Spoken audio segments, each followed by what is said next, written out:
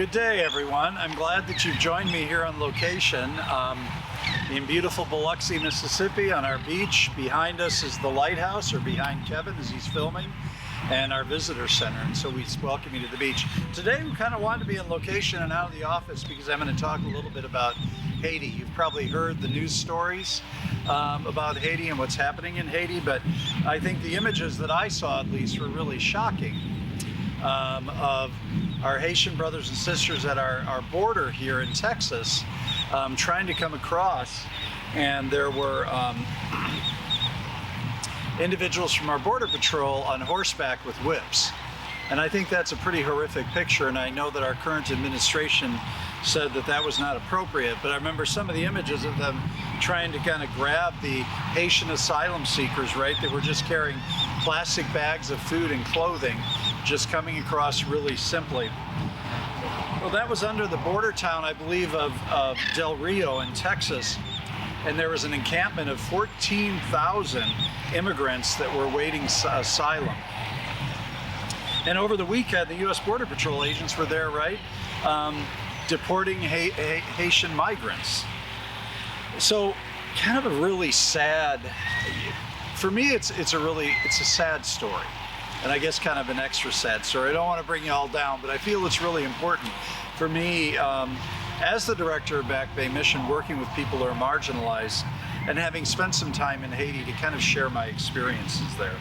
And obviously I don't want to get too political, but I really want to be human, right? With a touch of the divine, and I think that's what's important. Just so you know, I spent 3 summers and a Christmas holiday in Haiti, and actually my first trip was Christmas.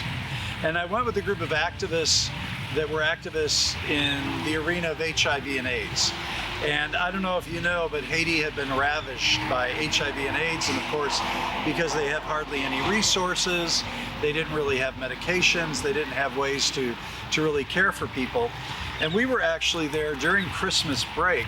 I took a group of students along with us that were HIV/AIDS activists, and we spent some time in an orphanage with many of the children were HIV positive, whose parents had passed away in Haiti.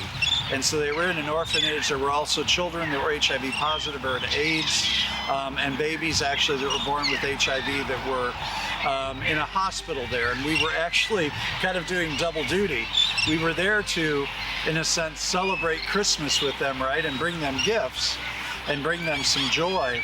But we were also there to help build a wing onto this orphanage, because the number of children that had lost their parents or their families was continuing to rise. I think Haiti, a small island, right, kind of the size of Maryland, is an incredibly beautiful place. Even though it's been ravaged and it's kind of been decimated by foresting and a variety of other industries, it's still an incredibly beautiful place. And it's the place I learned to snorkel, actually. Captain Tom, who had actually made his boat out of a old log, right, took me out and kind of taught me the art of snorkeling over these incredibly beautiful reefs off the island of Haiti. It was fantastic. And my other 3 visits were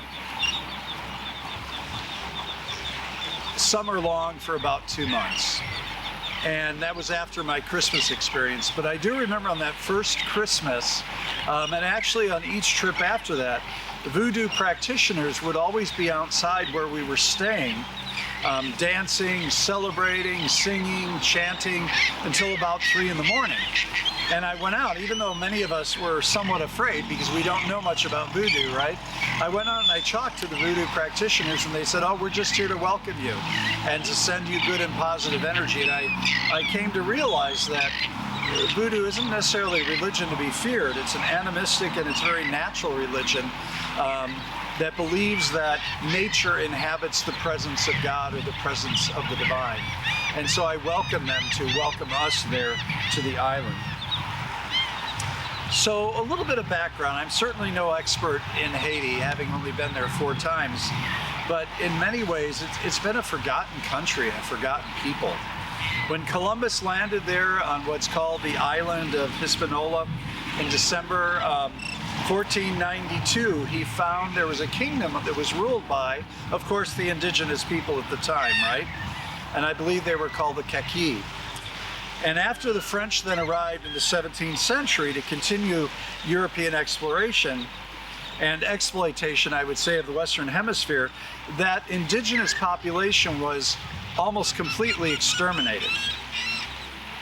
And then what happened is Africans, primarily from West Africa, were imported as slave labor to the island to produce raw goods and for international commerce. And Haiti was considered at that point one of France's richest colonies in the 18th century, and it was known as the Pearl of the Antilles. Well, of course, you may know the story, you may not know the story, right? Because it's those who hold the history that write the history, but they resisted their exploitation, those folks from West Africa, and they revolted against the French in a revolution from about 1791 to 1804. And one of the most important outcomes of that revolution was that it forced Napoleon Bonaparte to sell Louisiana to the United States, if you remember. And in 1803, we had one of the largest territorial expansions here in the United States. That's also when Haitians took their independence in 1804, and they changed the name of their colony to Saint Domingue to Haiti, or in Creole. So what I think is really unique about Haiti is it's actually a nation of the ancestors of slaves from West Africa. And it's people that were there, right, to produce goods for the Europeans back in France. So we wonder, or I've always wondered, so why are these people abandoned? They're abandoned because they're ancestors of slaves. And we've really abandoned those generations, and we haven't made reparations there in Haiti. And you've heard of earthquakes, and you've heard of hurricanes, and you've also heard that little of the aid gets to the Haitians, right? Because it's an incredibly polarized community. It's a polarized nation where there's the rich on top, and almost everybody is poor. Less, far less than 1% rich. And the politicians kind of line their pockets with the money that comes from aid. So I ask, in the face of this Haitian crisis on our own border here in America, where is our humanity? Where is our charity? Where is our divinity? How can we do better in this country for those who are seeking asylum? You know, back in Pheonix, I worked with many of the asylum seekers that were coming from South American countries. And we would hear the stories of some of the poor treatment, the children in cages, and sometimes the games that were played with those that were being held on the border. And I think it's important for us, especially those of us here at Back Bay living in Biloxi that work with marginalized populations, that we understand that the individual from Haiti, the individual here in America, the individual from Guatemala, from Honduras, that we are all one and we are all equal and we're all part of this greater humanity, right? And I guess I'm kind of giving a shout out to Haiti, because the people of Haiti, as I understood the people of Haiti, were, oh goodness, incredibly resilient, incredibly strong.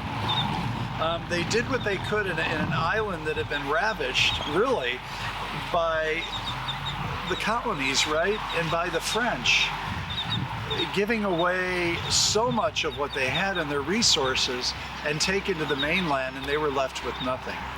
And so here I am standing on this ground here in Biloxi, which actually was founded by French folks, right? By the same folks that sent West African slaves over to Haiti. And so I would just appeal to you and appeal to all of us that we would begin to see human as human, and we would begin to see our equality, and we begin to work for equity. And that's what we do really at Back Bay Mission, right? It doesn't matter who you are, where you're from, what your story is, what your history is. When you walk through the doors at Back Bay Mission, we see human, and we see somebody that's a creation of the divine. And so I want to leave you with a couple of quotes. One is from Jesus, and when Jesus says, "Whatever you did to the least of these, my brothers and sisters, you did it unto me." And who he was talking about there is he's talking about the poor, he's talking about the disenfranchised, he's talking about the hungry, he's talking about the naked, and he's talking about the widows. So these are people that sadly enough we see as less than in our culture, even though they are equal with us, right? They aren't less than, we're all together in this thing that we call life. And then of course one of my very favorite quotes from Mahatma Gandhi that says, "The true measure of a society can be found in how that society treats its most marginalized." And I think that goes for Haiti, that goes for our border, that goes for Biloxi, that goes for Back Bay Mission, that goes for wherever you live, right? That the measure of our culture and our society, and honestly our humanity too, can be measured by how we treat the most vulnerable, the most marginalized, those that we consider maybe what Jesus says, those who are less than, right? Even though we have to acknowledge that we're all one and that we're all one great humanity. So I'd encourage you to think about that today. Maybe take some positive framework. I know that's a really sad news story to me and a very negative news story, but see it as kind of a positive for us to kind of re-embrace our humanity, to think about the global impacts, right? The impacts across our globe, that we're really in one people. And I think COVID has certainly shown that it impacts all of us across the globe. And so spend some time thinking about that. Spend some time kind of giving good energy toward Haiti, good energy toward migrants that are seeking to cross our border to find a better life, to find asylum. And as I've shared with some of my staff here, let's put some energy into reigniting or working with or enhancing our really broken immigration system in this country, which really isn't working as effectively as it possibly could. So thanks for joining me today. I pray you have a blessed day, and I hope you have some beautiful scenery like we have here in the background with the waves, with the birds, and with actually these incredible barrier islands that you really can't see. That's why Kevin and I wanted to come out here today. If we're talking about an island, and we're talking about Haiti and the Dominican Republic, we wanted to be near water and near our beautiful shore. So thanks for joining us. Continue to support us in whatever way you can, with energy, with prayers, or with your dollars. Thank you.